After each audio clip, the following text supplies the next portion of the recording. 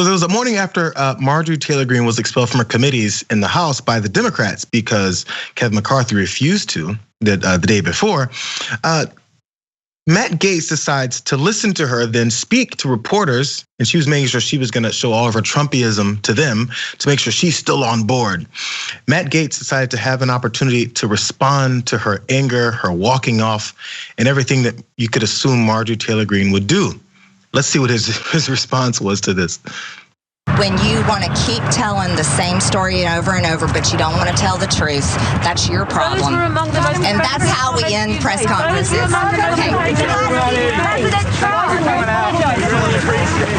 There was a lot there, and Representative Matt Gaetz is still with me now of Florida.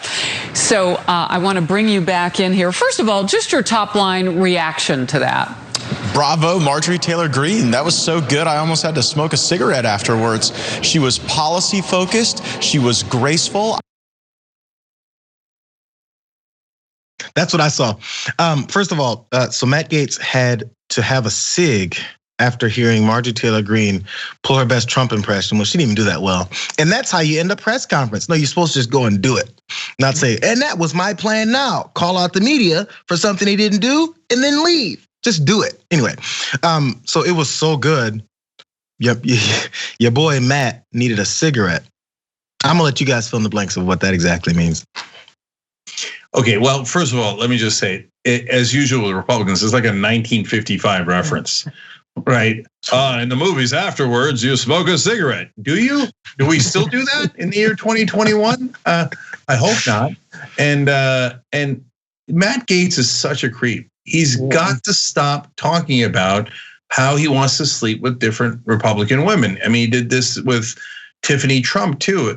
And they're all creeps because like he did that to ingratiate himself with Donald Trump. Only Republicans think like, oh, you want to sleep with my daughter? Oh, I like you so much more. Attaboy. It's really actually true. They tend to think that way. I'm not going to give the story I'd like to give, but yes, they do. And but yeah, no, Gaetz is like generally when men do that, like overemphasis, there's actually something going on, and he is a super creep, and he's trying a little too hard, and it's not cute at all, nor is it convincing. And, so also, I want to keep. Yeah. Sorry, go ahead, Jayar. I saw the image up of Harris Faulkner responding. I just want to make sure we highlight that because although she's there to host him and make sure he gets all of his talking points out, she definitely wasn't expecting it. So I just want to one more time just see that back end of it when Harris Faulkner had to take that in and not really sure how she was going to respond to that. I wish she would have actually be like, yeah, calm down there, Matt. Are we gonna listen to it again? Let's do it. Yeah, and as you're watching it, I want you to also look at Matt Gaetz's hair. I mean, you got to police that hair, man. That is a whole nother layer on the building. Okay, let's look. There was a lot there, and Representative Matt Gaetz is still with me now of Florida. So I want to bring you back in here. First of all, just your top line reaction to that. Bravo, Marjorie Taylor Greene. That was so good, I almost had to smoke a cigarette afterwards. She was policy focused, she was graceful.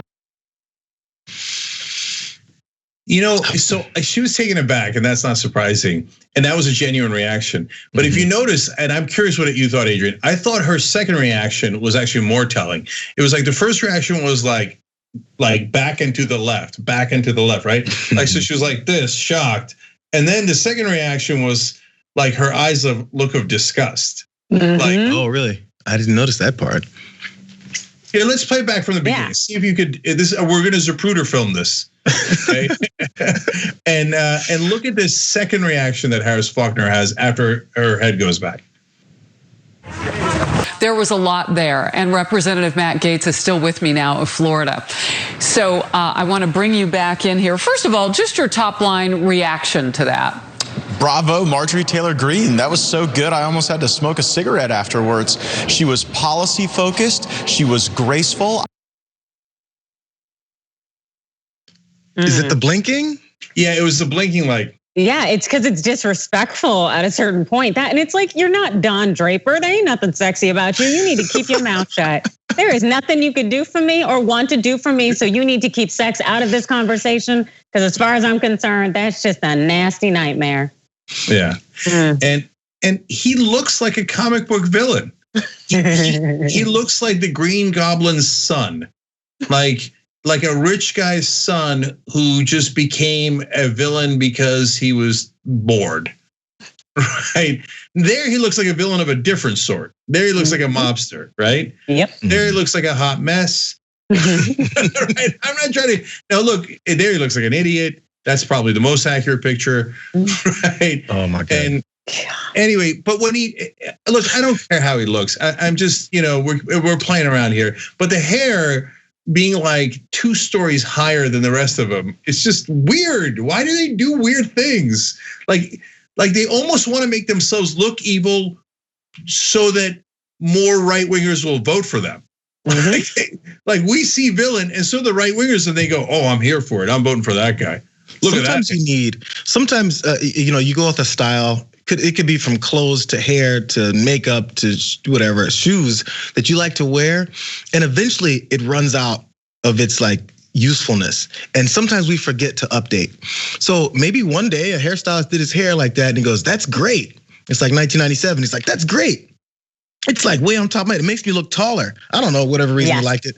But there's a point when you're supposed to afterwards look and then it's like redesigning your house, getting in a new couch, putting in something new on the wall. You got to redesign because that's just kind of faded and you don't really want to do that anymore. I just wonder if that's been the case. He just says, "Oh, one day that looked great," and he's just in a routine now. And now the pompadour has to be there. Height insecurity, and so having that extra layer there that helps him add about 2 inches, and it makes him feel a little bit more authoritative. Because he's overdoing everything, and as Cenk had mentioned before, like that screams insecurity, and it's just like he's weak. Yeah. He is. Well, I could take him. Well, speaking of weakness, I just wanted because these are my favorite lines of the week from Matt Gaetz. This is the same guy who earlier in the week was talking about wanting to defend Donald Trump on the impeachment floor. And he's been asking, again, he said all this to Fox News and a few other outlets, or he spoke on a podcast with Steve Bannon, how he wants to give up his entire career to defend Donald Trump. This is him groveling, hoping for something. Now, the embarrassing part is saying, "I've reached out 2 different times through Jim Jordan, Mark Meadows. Man, I've been calling them, I've been texting, emailing, tweeting, Instagramming. I reached out to Tiffany, I reached out to Ivanka, I reached out to everybody, man. Don Jr., nobody's taking my calls back. I'm just trying to represent him." That's embarrassing, bro. Stop saying that. Number one. And number two of my favorite quotes. The Hill quoted him as saying, "If the president called me and wanted me to go defend him on the floor of the Senate, that would be the top priority in my life. I would leave my house seat. I would leave my home." Also, Fox News was quoted him saying, "I only regret that I have but one political career to give to my president."